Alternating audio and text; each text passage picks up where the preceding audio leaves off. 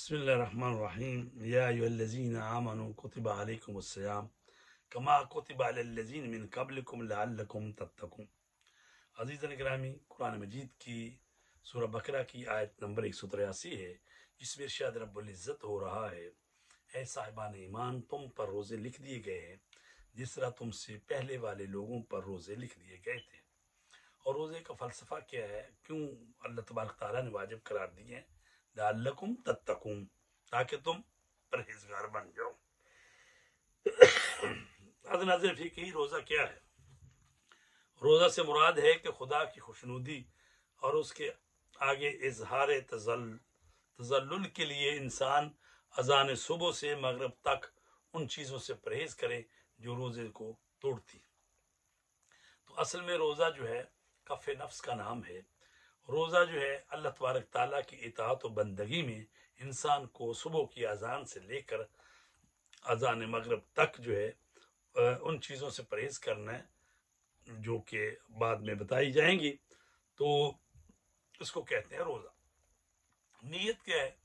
انسان کے لیے روزے کی نیت دل سے گزارنا، یعنی مثلا یہ کہنا کہ میں کل روزہ رکھوں گا یا رکھوں گی، یہ ضروری نہیں، بلکہ اس کا ارادہ کرنا کافی ہے کہ وہ بارگاہ الہی میں اپنی ذلت کے اظہار کے لیے اذان صبح سے مغرب تک کوئی ایسا کام نہیں کرے گا جس سے روزہ باطل ہو، اور یہ یقین حاصل کرنے کے لیے کہ اس تمام وقت میں وہ روزے سے رہا ہے، ضروری ہے کہ کچھ دیر اذان صبح سے پہلے، کچھ دیر مغرب کے بعد بھی ایسے کام کرنے سے پرہیز کرے کہ جس سے روزہ باطل ہو جاتا ہے۔ انسان رمضان کی ہر رات کو اس سے اگلے دن کے روزے کی نیت کر سکتا ہے۔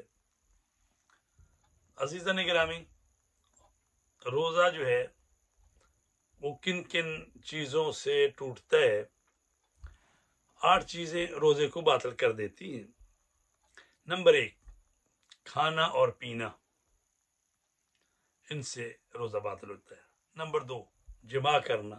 نمبر 3، استمناء، یعنی مرد اپنے ساتھ یا کسی دوسرے ذریعے سے جماع کے علاوہ کوئی ایسا فعل کرے جس کے نتیجے میں منی اس کی خارج ہو جائے، تو اس سے بھی روزہ ٹوٹ جاتا ہے۔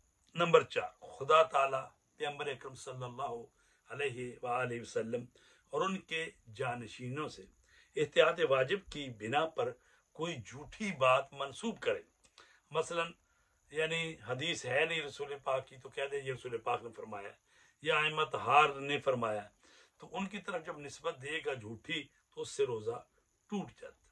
نمبر 5، غبار حلق تک پہنچانا احتیاط واجب کی بنا پر۔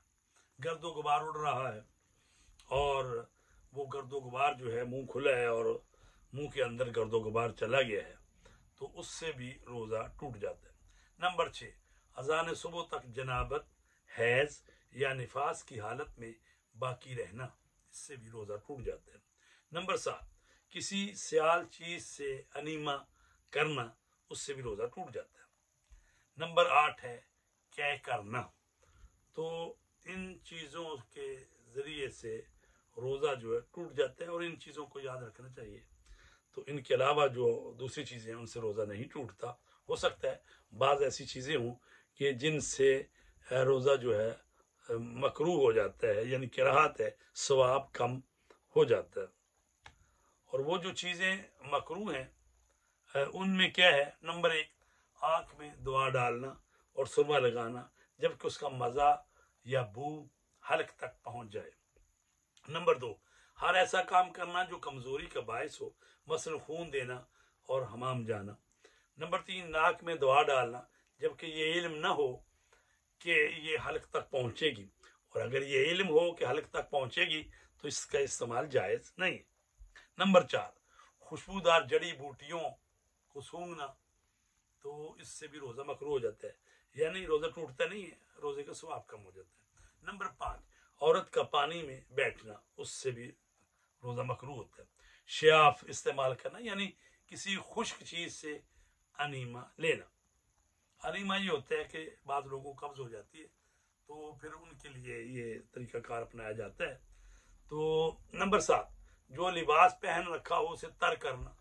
بعض علاقوں میں گرمی ہوتی ہے، روزے کی شدت کی وجہ سے بار بار اپنے ان لباس کو جو ہے روزہ دار کیا کرتا ہے کہ پانی میں بھگو لیتا ہے تاکہ کوئی ٹھنڈک محسوس ہو. تو اس طرح سے کرنے سے روزہ مکروہ ہوتا.